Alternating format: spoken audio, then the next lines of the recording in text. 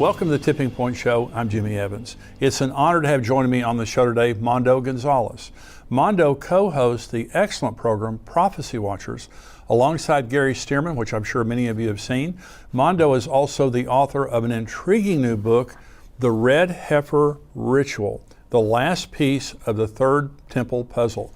We've been hearing for the past couple of years a lot about the red heifers in Israel and their importance in rebuilding the third temple. And today we get to hear from an expert about what is going on. Mondo, thank you for joining me today. Great to be here.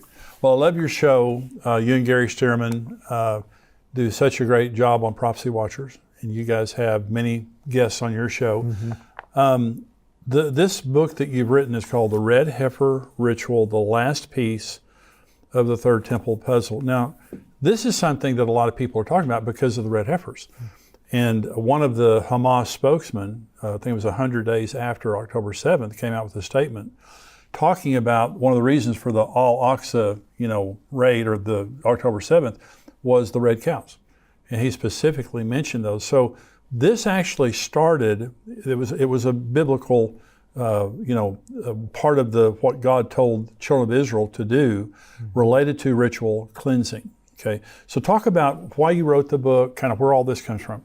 Yeah, it kind of became big news for, I guess I would say, the average Christian, because in September 15th of 2022, you have 5 cows showing up with big fanfare. I mean, the press is there in Tel Aviv, at the airport, even the Israeli government's there in some capacity. And so when that happened, I've been watching prophecy for 30 years, so I've been watching about the different red heifers and candidates, and they come and then they fade out because they become disqualified. But I thought, man, they have 5 now. And that's what led me to the idea of, you know what, I need to write a book about this, because to help the average Christian understand the background, not just in the Bible, because it is in the Bible, but also the prophetic trend, what's been going on, the history. And so I was able actually to come down here to Fort Worth and meet with one of the guys who was the ground zero. He was there, he saw the calves being born. So I was able to spend some time, interview him and get the background for those 5 calves. But also, it's as you mentioned, it's very complicated, because you have rabbis that are quoting the Talmud and the Mishnah and these other Jewish writings. And so I thought, you know what, my undergrad's in Jewish studies. So I thought, hey, I understand all the different language, so I think the average Christian would appreciate having the entire kind of backstory, and again, prophetically, what we're looking for. And so during this interview, where we're going to end is talking about what's happening now, okay, related to the red heifers, because you have direct information on what's going on over there right now. And so we're taping this interview in March of 2024. In April or soon, there could be some developments happening over there.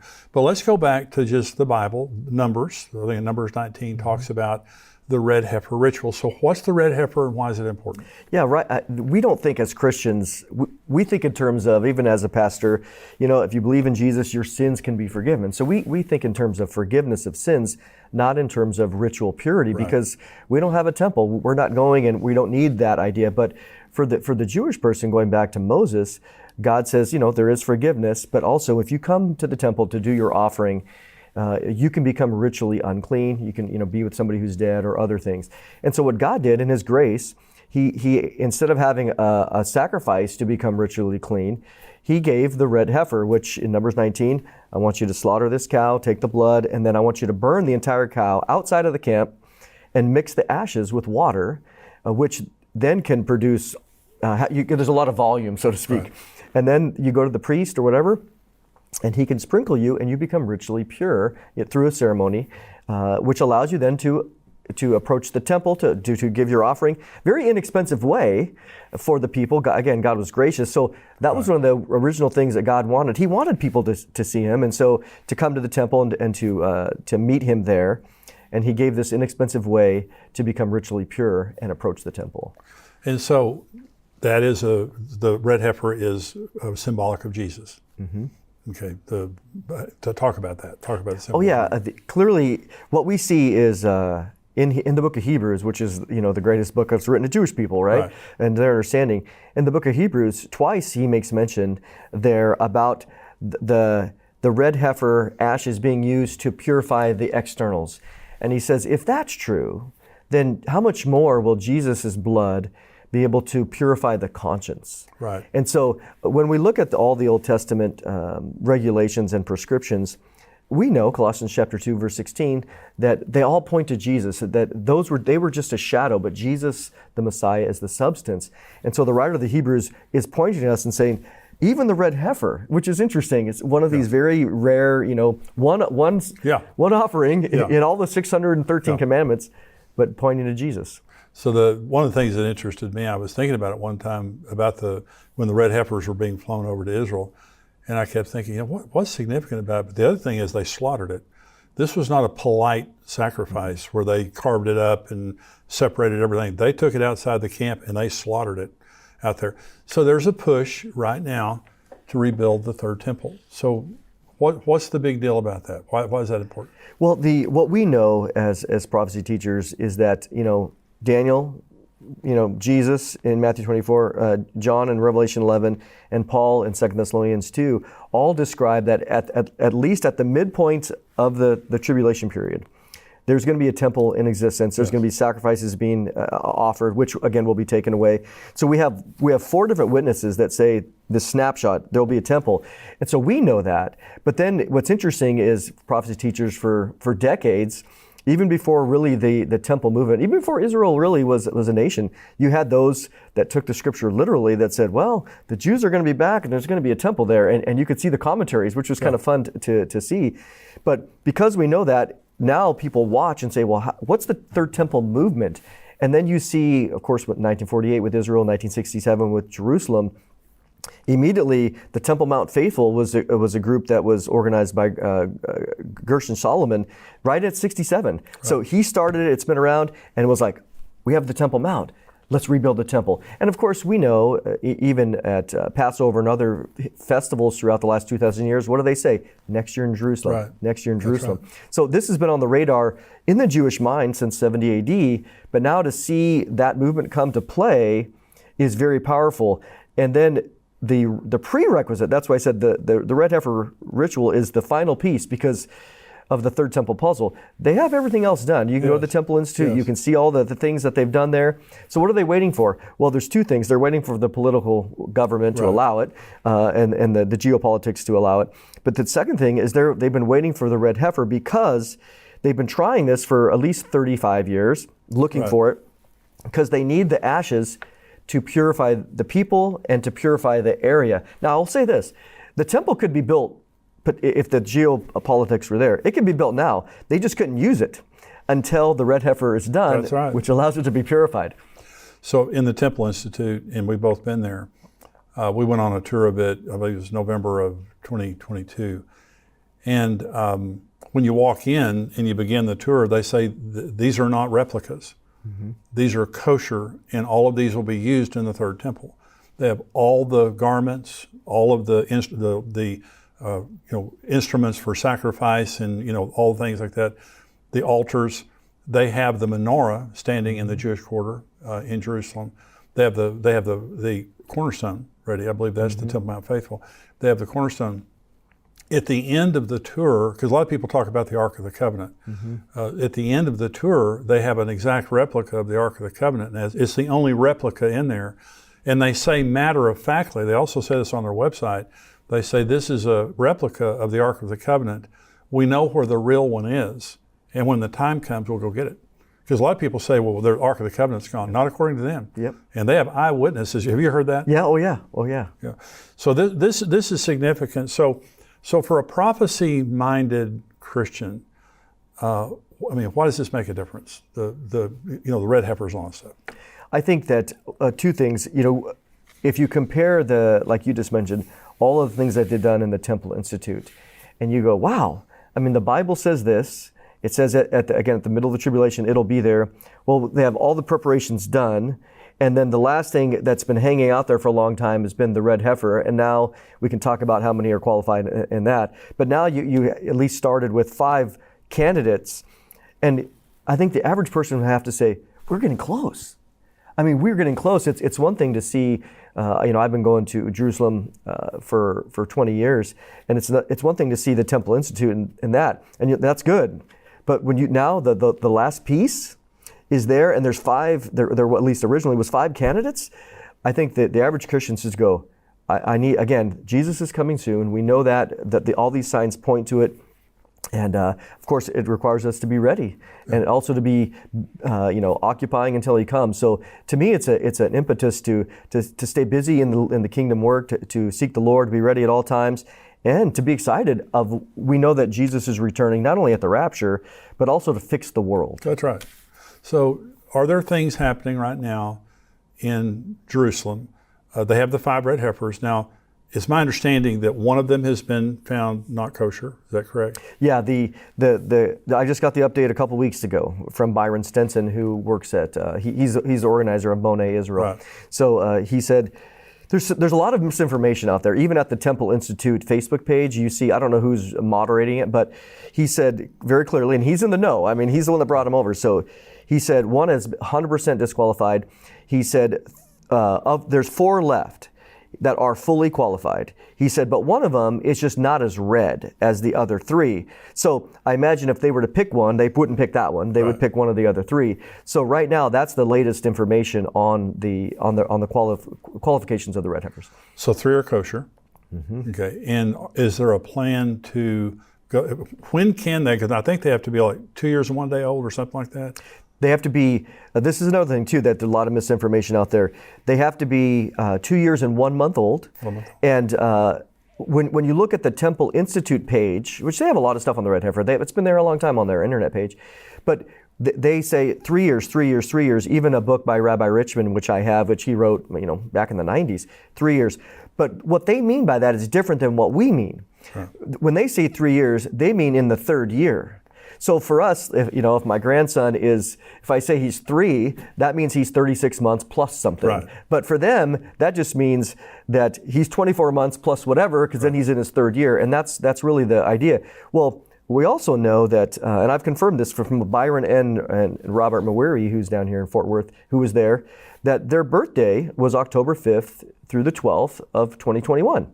So basically, October of 2023, they became 2 years. So if we go to November 15th, 2 years and 1 month. So they've actually been, this is the interesting thing, and I'm not a sensationalist, but for the first time in 1900 years, as of November 15th of last year, we have at least 3, possibly 4 red heifers that are fully qualified and of age. Wow. First time in 1900 years. Is there a plan that you know of to sacrifice, to slaughter them in the near future? So the plan starting about 6 months ago, even earlier last summer, they were waiting for them to become qualified in November.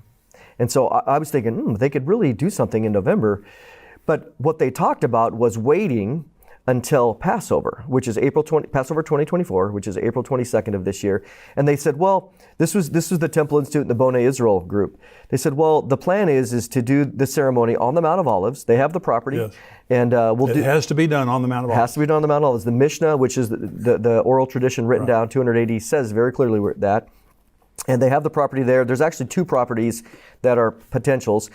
But they said between Passover and Shavuot, which happens to be June 12th. Now, they chose that window just because they wanted to coincide it with some Jewish festivals, because during the Jewish festivals, there's more interest and there's excitement. And I remember asking Byron in an interview I did with him, does it need to be on there? He said, no, it doesn't need to be. That's just, we wanted to bring it up. Well, at the time, this was prior to October 7th.